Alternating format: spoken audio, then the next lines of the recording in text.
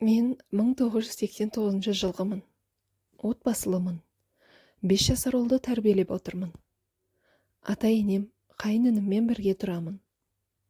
Өзім бір үйдің еркесі болдым. Қыз кезімде көп қыдырып жігіттермен жүрдім. Дискотека, отырыстарды жібермейтінмін. Қасымда құрбым бар, көрші өстік. Бала кезден доспыз. Екеуміз қайда жүрсек те біргеміз. Бірақ ол маған қарағанда ұсқынсыздау, жігітпен жүрмейтін, өз сондай қыз болды.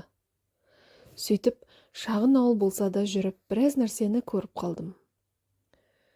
Ішу, шегу, жігітпен жату деген жоқ етін бірақ. Мектепте алдыңғы қатарлы қыз болдым. Жоғары кластың жігіттері мені ұнатып, соңымнан қалмайтын еді. Бірнешеуімен мектеп бітіргенше жүріп те шықтым. Сосын қалаға кеттім. Жаңағы құрбымен бір үйді жалдап тұрдық. Осылайша қалада осындай өмірім жалғаса берді. Бір күні намаз оқитын жігітке тап болдым. Ол жігіт мені ұнатып қалып, сонымен жүріп кеттім. Көп нәрсені үйретті. Түзу жолға салды. Бір жыл жүріп қосылып қойдық.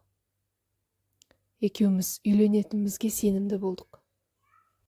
Намаз оқитын болған соң, мен де оған қатты сендім. Оның бір жақын досы бар еді.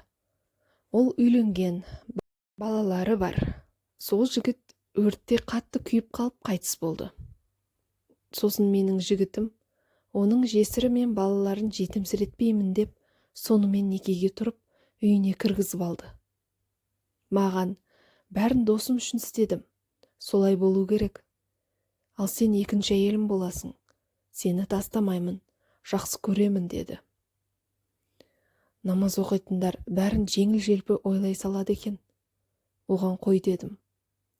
Хабарласпай жоқ болып кеттім. Жылап, сағынып біраз қиналдым. Бірақ жігіттердің назары өзіме көп болса, тез ұмытады екенсің. Тағы баяғы күніме бастым. Қаңғу, көшеге шығу, жігіттермен жүру. Қыз болмаған соң қалап тұрасың. Бірақ өзімді ұстайтын едім. Содан оқуды бітіріп ауылға келіп жұмысқа орналастым. Ауылда да осы өмір. Жұмыс біткен соң бойдақ қыздар болып жиналып ушу, әңгіме, кафе, би деген сияқты.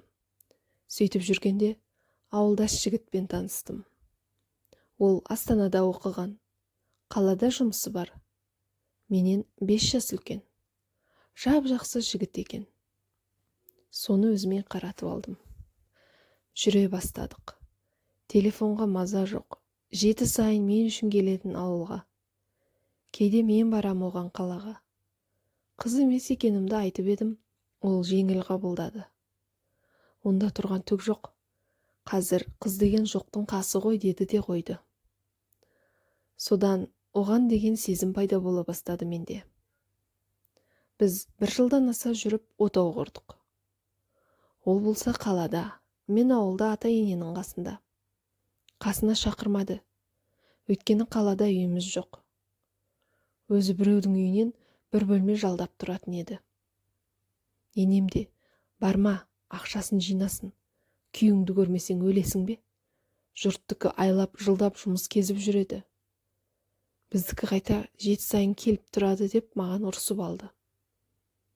Жарайды дедім. Міне, сонымен ұлым қазір 5-ке келді. Күйеуімде әлі ақша жетпейді пәтер алуға. Жалдайық десем жынданады. Отыр, су шықты ма астыңнан деп айқайға басады. Амал жоқ отырмын. Бұрындар аптасына келетін еді. Қазірде өзі біледі. Айына бір келеді, кейде 2 айда ғана бір келеді. Мен де ұлымды ертіп барам анда-санда. О баста сағынып, іздеп күтетін едім. Қазір ондай жоқ. Ешқандай сезімім қалмағандай. Жақсы көрмейтінімді біліп жүрмін. Кәдімгідей алыспын. Суып қалғанмын. Көргенде жай ғана амандасып қоямыз. Төсекте алыспыз. Оның басқасы бар екеніне сенімдімін. Ажырасып кеткім-ақ келеді. Бірақ ұлым үшін әзерше шыдап жүрмін. Өзім жұмыс жасаймын. Өзіме ақшам жетеді. Жолдасым дым бермейді. Жинап жатырмын, депозитке салып жатырмын дейді. Қазір тіптен де сұрамаймын. Өзі білсін. Отбасы сияқты емеспіз. Мен әншейін ұлының мамасымын. Болды. Ата-енеме қызмет қылам бірақ. Сөйтіп жүріп бұрынғы достарыма қайта қосылдым. Баяғыдай күнде емес, мейрамдарда, демалыста бір шығып сирігіп тұрам. Жұмыстан ерте шықсам, солармен біраз жүріп қалам. Өзімнің бұрынғы бірге өскен құрбым әлі тұрмысқа шыққан жоқ. Сонымен әлі күшті болып жүрміз. Ол әп-әдемі болып кеткен қазір. Мен шаңына да татмай қалдым. Мен жігіті бар екен, сонымен таныстырды. Жігіті де әп-әдемі. Бір отырыста сол жігіттің жолдастарымен бірге отырдық. Ішінде біреуі ұнап қалды. Оған да мен ұнаппын. Звондап жүрді. Үйге әкеліп тастап жүрді.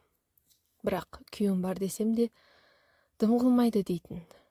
Мен де жындымын, сонымен кездесіп, жүріп жүргендей болдым. Ол да отбасылы екен. Онымен болып қойдым. Үйге дым болмағандай келдім. Біртүрлі екен. Бірақ бұндайға да денем үйренді. Әйелінен айыру ойымда жоқ. Тек анда-санда кездесіп көңілдес болу ғой. Бары сол ғана. Оның да мені ажырату деген ой жоқ. Бәрі жасырын түрде. Содан 8 наурыз күні қалаға күйеуіме баратын болдым. Демалысты соның қасында өткізем деп ойладым. Бірақ ол аяқ асты жұмысқа шығып, маған қайт деді.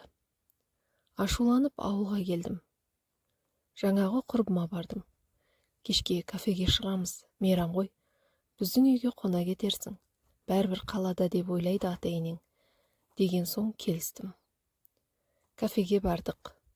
Отырдық, іштік. Көңілдесімді күтіп едім, келмеді. Кафе жабылған соң бәріміз құрбымның жігітінің үйіне бардық. Сонда жалғастырдық. Ұйықтап қалғанмын содан. Ертеңіне есімді жисам, тыр жалаңаш жатырмын. Құрбымның жігітінің құшағында жатыр екем. Күйеуіме ашуланып, бекер ішіппін. Есімде түк жоқ. Дереу киініп, кетіп қалдым үйіме. Сөйтіп, демалыс тып-тыныш өтті.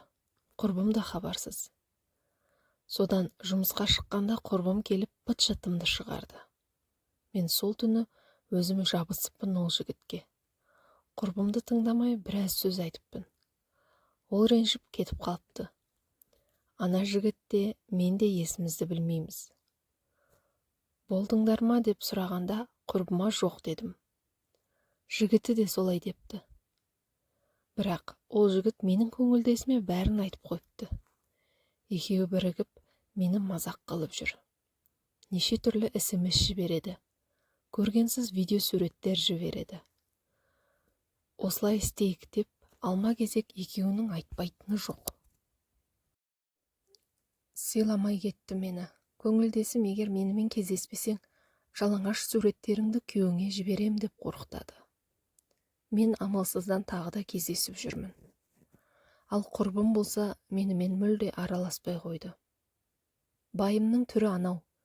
Түңіліп жүрмін. Ұлымның бетіне қарауға да ұятым жоқ. Өзімді жаман лас сезінемін.